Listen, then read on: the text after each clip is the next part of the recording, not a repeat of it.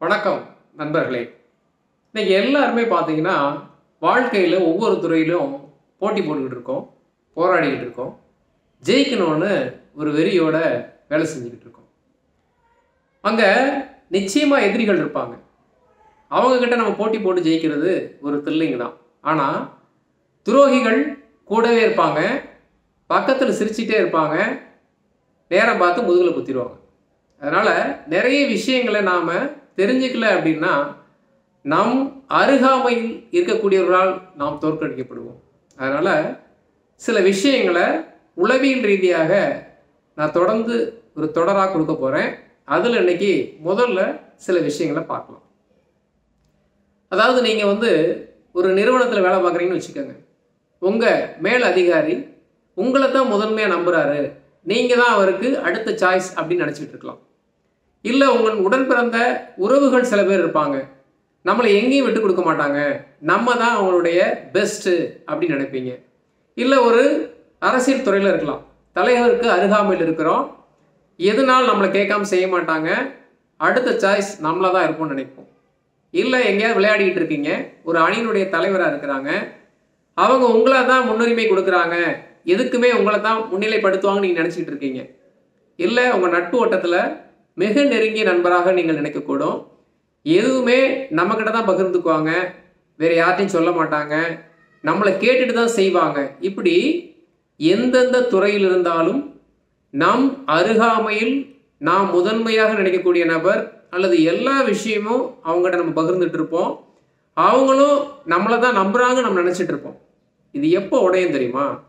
நீங்கள் ஏதாவது ஒரு தருணத்தில் ஒரு தவறு செய்து விடுகிறீன்னு வச்சுக்கோங்க, ஒரு ஏதோ தப்பாக பண்ணிடுறீங்க, அந்த நேரத்தில் தான் அவங்க சுயரூபம் வெளிப்படும். இல்லை அவங்களே ஏதாவது தவறு பண்ணுறாங்கன்னு வச்சுக்கோங்களேன், அப்போ நம்ம கேட்போம், இது ஏன் இப்படி பண்ணீங்கன்னு. அப்போது அவங்க எந்த மாதிரியாக நம்மளை அணுகுகிறார்கள் அல்லது அந்த நேரத்தில் நம்ம விட வேற யாராவது முன்னுரிமை கொடுக்குறாங்களா அப்படின்ற நிலைமை வரும்போது தான் அவங்க நம்மளை எந்த இடத்துல இது நாள் வரைக்கும் வச்சுருந்துருப்பாங்கன்னு நமக்கு தெரியும். நம்ம நினச்சிட்டு இருக்கலாம், ஆனால் அவங்க நம்மளை எந்த இடத்துல வச்சுருக்காங்கன்னு அப்போ மட்டும்தான் தெரியும். உங்களுக்கு நிறைய திறமை இருக்கலாம், நிறைய அனுபவம் இருக்கலாம், அடுத்து நம்ம தான் இருக்கோம் அப்படின்னு நீங்கள் நினச்சிட்டு இருப்பீங்க. அப்போது அந்த இடத்துல வேற ஒருத்தர் உட்காரும்போது உங்களை விட தகுதியிலும் திறமையிலும் அனுபவத்திலும் இன்னும் சொல்லப்போனால் படிப்பில் கூட கம்மியாக இருக்கவங்க உட்காரும்போது நம்மளால் தாங்க முடியாத ஒரு ஏமாற்றம் வரும். இப்போ பாருங்கள், உங்களுடைய மதிப்பை உணராதவர்களும் உங்களுக்குரிய மரியாதை கொடுக்காதவர்களும் உங்களுக்கான அங்கீகாரம் எங்கே இல்லையோ அங்கே இருந்தீங்கன்னா நிச்சயமாக நீங்கள் என்ன பண்ணுவீங்க? அவமானப்படுத்தப்படுவீர்கள் அல்லது துன்பப்படுவீர்கள். நிச்சயமாக அங்கே என்ன பண்ண முடியாது, உங்கள் வளர்ச்சி தடைபடும், நீங்கள் மேலே வரவே முடியாது.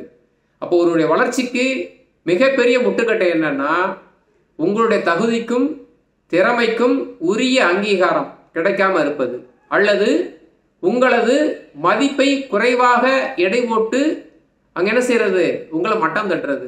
அப்போ நீ நல்லா தெரிஞ்சுக்கங்க, எந்த இடத்துல நமக்கு அங்கீகாரம் இல்லையோ, எந்த இடத்துல நமக்கு மரியாதை இல்லையோ, எங்கே நம்முடைய திறமைக்கு அங்கீகாரம் கிடைக்கலையோ அந்த இடத்துல இருந்து நீங்கள் கொஞ்சம் கொஞ்சமாக வெளியேறி உங்களுக்கான இடத்த நீங்கள் தேடலைன்னா நிச்சயமாக நீங்கள் கீழே போயிடுவீங்க. சம்பந்தமே இல்லாதாலாம் உங்களுக்கு மேலே போயிட்டே இருப்பாங்க.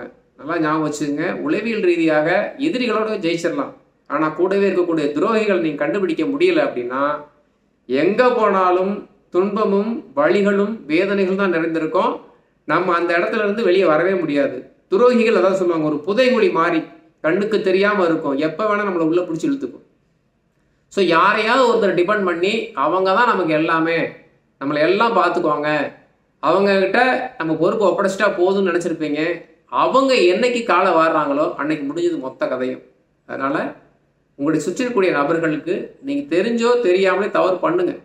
தவறு பண்ணும்போது தான் உங்களை எப்படி அணுகுறாங்க, அந்த தவறை எப்படி எடுத்துக்கொள்கிறாங்க, உங்களை எந்த இடத்துல வச்சுருக்காங்கன்னு தெரியும். அதே மாதிரி அவங்க தவறு பண்ணும்போதும் அந்த சூழ்நிலையில் எப்படி அதை கையாளுகிறார்கள் என்பதையும் பாருங்கள். அதனால் இந்த இடத்துல உங்களுடைய தகுதிக்கும் திறமைக்கும் அனுபவத்திற்கும் மரியாதையும் அங்கீகாரமும் இல்லை அப்படின்னா அதை கண்டுபிடிங்க. அது எங்கே கிடைக்குமோ அதை நோக்கி நகருங்க. மற்றொரு பதிவில் சந்திக்கலாம். நன்றி.